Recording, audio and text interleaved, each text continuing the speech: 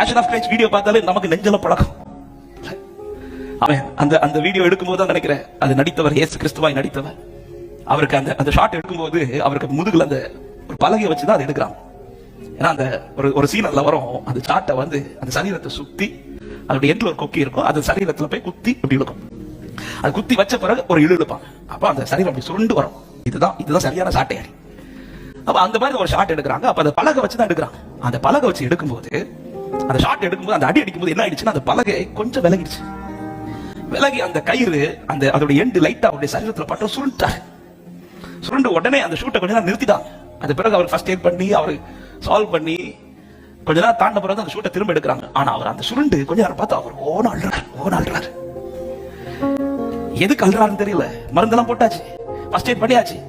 அப்ப கூட இருக்கிறவங்க கேட்கறாங்க, ஐயா இன்னும் வலிக்குதா, இன்னும் அந்த வலி போகலையான்னு சொல்லி கேட்கும்போது அவர் சொன்னார், நான் நடிக்க தான் வந்தேன்.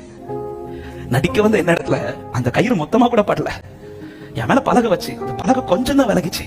அந்த கொஞ்சம் விலகி இந்த அடி என்னால தாங்க முடியலனா அவர் 39 அடி எப்படி எனக்காக தாங்கினார். அந்த வேதனையில கொஞ்சம் கூட ஆண்டவர் குறைக்கலங்க. ஏன் குறைக்கல ஆண்டவர்? இது சித்தம்.